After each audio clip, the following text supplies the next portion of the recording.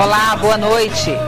Bate-boca de dirigentes na imprensa, briga entre jogadores, invasão de campo, agressão a policial, assentos de arquibancadas que voaram atingindo inocentes. Esse foi o clima do clássico realizado no estádio Serra Dourada no dia 1º de maio, entre o Vila Nova e o Goiás. E a lista de barbaridades do Goianão 2011 não termina aí. Ela atingiu o limite do suportável quando 2 torcedores foram assassinados por membros da torcida rival. A violência no esporte mais popular do Brasil ocupou um grande espaço nos meios de comunicação por mais de uma semana. Felizmente, no primeiro jogo da final do Goianão, entre Goiás e Atlético, não houve incidentes. E as famílias voltaram ao Serra Dourada neste domingo para um dia de paz e alegria. A rixa entre as torcidas organizadas e a paixão irracional pelo clube do coração tiram do torcedor a capacidade de evitar excessos que ele consegue, em alguns casos, até matar para defender um time. Futebol, paixão ou fanatismo? Esse é o tema do Sobre Todas as Coisas desta noite, que já começou. Boa noite. Boa noite, Sheila. Boa noite, Suzete. Boa noite a você também, telespectador. Para falar sobre a paz e a violência no Campeonato Goiano de Futebol e principalmente sobre o comportamento das torcidas e a paixão sem limites pelos times, nós convidamos o comerciante Albertino Marques da Silva, mais conhecido como Betão, um goiano da Campininha, torcedor fanático do Dragão, que é o Atlético Clube Goianiense. Felizmente ele não chegou e nós não conseguimos localizá-lo, mas nós temos uma pessoa muito especial que vai substituí-lo, claro, à altura, que é o nosso amigo Luiz Carlos Lopes, que é radialista, cronista, comentarista, apresentador daqui da nossa televisão, que sabe tudo de futebol. Obrigado, viu, Lopes, pela presença. Obrigado, um prazer estar aqui com vocês. Vamos falar muito desse tema que é palpitante. Ok.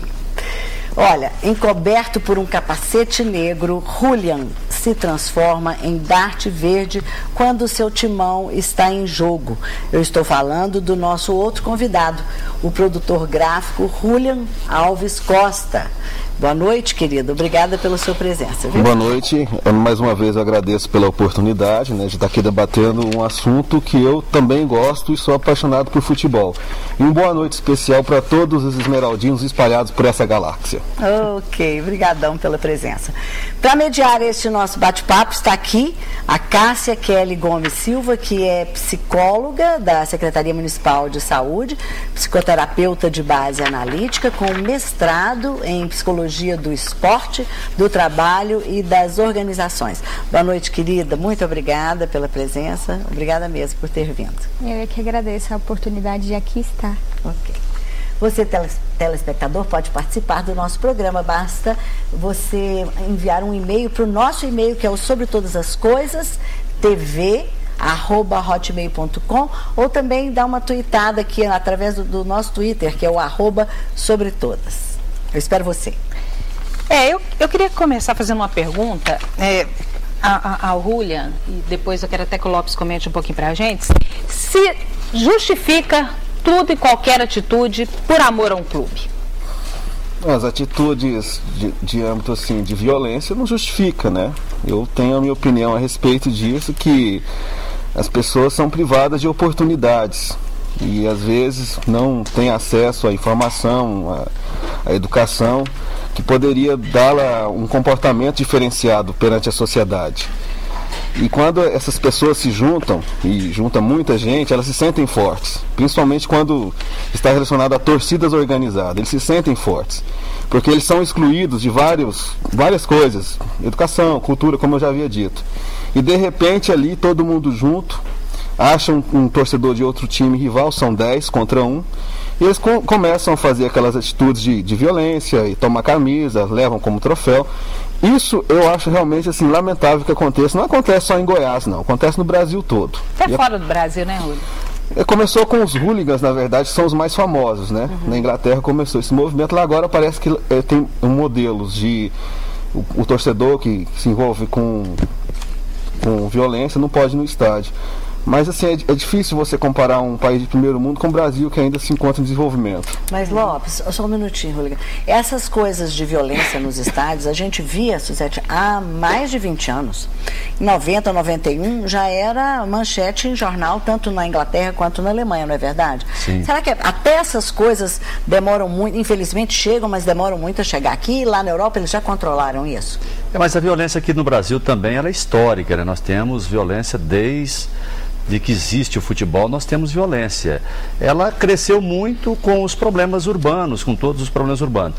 É bom dizer que muitas dessas pessoas que estão envolvidas nesses crimes, com torcidas organizadas, nos campos de futebol, são pessoas que são violentas nos seus bairros, são pessoas que que cometem crime. Alguns até com passagem pela polícia. Exato, né? Inclusive nesse caso agora, um já tinha passagem pela polícia. Então são pessoas que são criminosas, não só no âmbito do futebol, mas no seio da sociedade, no cotidiano.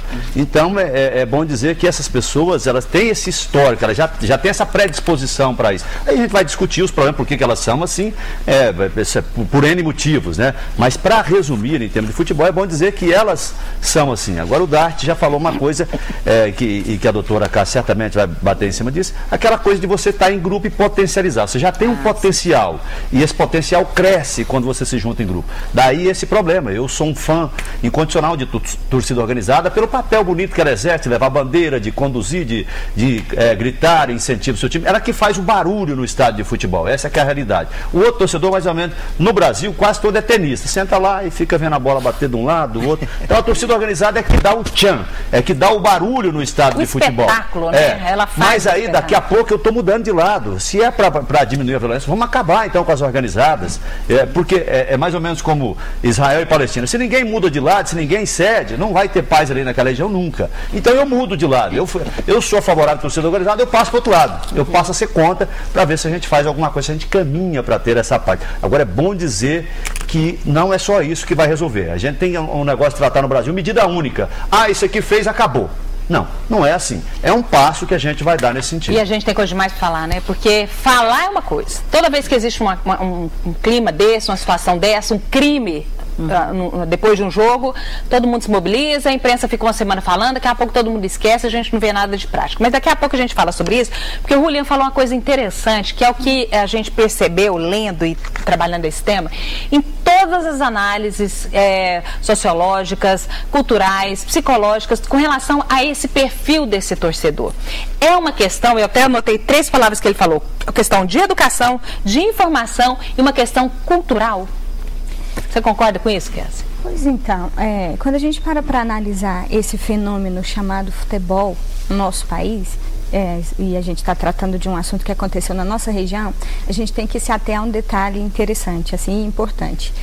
Nós temos 3 tipos de torcedor. Nós temos o torcedor comum, a gente tem o torcedor da torcida organizada e a gente tem o desordeiro que se infiltra na torcida com objetivos específicos. Ele vai ser desordeiro dentro ou fora dessa torcida, né? Assim, é importante a gente separar esses 3 tipos de público do futebol, porque a partir daí sim a gente tem condições de estar, digamos que, sendo honesto e sincero e dando, digamos que, conferindo culpa àqueles que de fato necessitam. E não necessariamente acreditar que a gente precisa exterminar com as torcidas organizadas, uma vez que não é sempre que acontece esse tipo de comportamento violento, né? E assim, acho que não tem muito sentido a gente tentar exterminar esse movimento bonito que justifica, num certo sentido, o futebol, né? Que dá toda uma graça, que dá toda, como o nosso colega colocou, importantíssimo. Agora, assim, que a maioria dessas pessoas que cometem esse tipo de delito é desprovido de algumas coisas, sem sombra de dúvidas.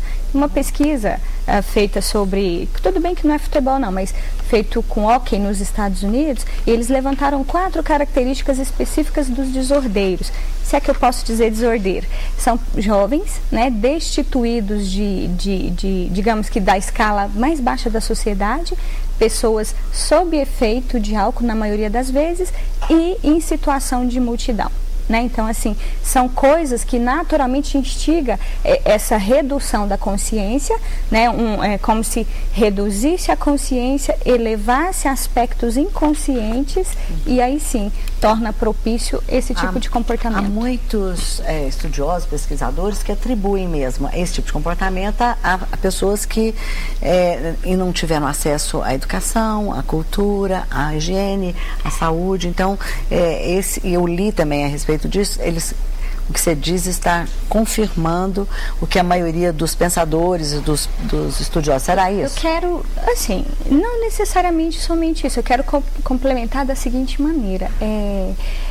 O fenômeno futebol instiga, e não só futebol, mas assim, esse aglomerado de pessoas instiga sentimentos e sensações nas pessoas que às vezes não é necessariamente que ela é desprovida de cultura, mas o movimento, o fato dela estar naquele contexto instiga sentimentos e sensações que estão para além de uma capacidade de perceber que aquilo é certo ou errado, né? Assim, não é que as pessoas desprovidas de cultura fazem aquilo, não necessariamente, né? Mas assim, é o movimento, é a mente grupal, envolve. É o inconsciente coletivo, se é que eu posso dizer, daquele lugar. Você coloca, doutora, eu tenho informações que existem universitários dentro desse movimento. Sim. Existem, quer dizer, hoje, aí a gente vai voltar naquelas coisas de como o país melhora, de como as pessoas vão ter um comportamento melhor através da educação. Então, esse é o típico do exemplo a gente por ver.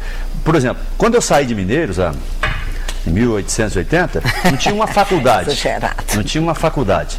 Em Jataí não tinha. Então, quer dizer, hoje você já tem Mineiros, você tem Jataí, você tem Série, você tem Rio Verde. Quer dizer, a educação melhorou e a violência continua. Quer dizer, nós somos um país hoje que andamos, que progredimos, que avançamos nessa questão educacional e a violência está aí estabelecida. Então, às vezes não é isso, é o que a doutora está falando. É aquela coisa mesmo que aí já está na questão do caráter, essa questão do grupo, que anima demais, a pessoa perde o senso de vez de aumentar a sua capacidade, ela diminui por conta da agitação do meio, essa questão aí do time de futebol, da organizada.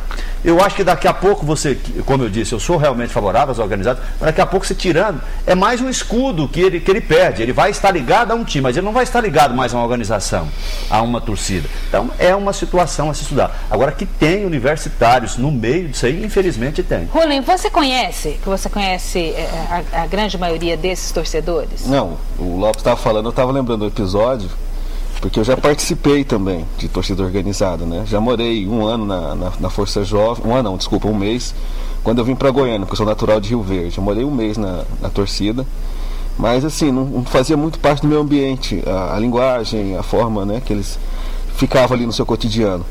Eu lembro de um jogo, a gente voltando, tá falando de universitário, Lopes, um rapaz assim, tem cultura, tem educação, tinha família. Nós estávamos voltando com o bandeirão, paramos no sinaleiro, aí tinha um torcedor do Vila. Desceu, foi lá para tomar a camiseta, para ter que ir lá com um troféu. E o cara assim, não precisava daquilo, mas ele desceu e foi lá, pegou. Então quando tá esse grupo de torcedores assim, se transforma, vira tipo aquele médico maluco, se transforma completamente mesmo. Que aí não tem essa postura assim equilibrada de ser mesmo. Quero complementar essa fala. Para você delinear o comportamento de uma pessoa desordeira no contexto da torcida, você precisa de 4 critérios básicos. Primeiro critério, a pessoa tem que estar numa situação de grupo, né? Segundo critério, a pessoa está extremamente suscetível a ideias exteriores, né? É como se ela reduzisse a capacidade de consciência e deixasse aflorar aspectos inconscientes ligados a sentimentos e sensações destituídos de razão, né?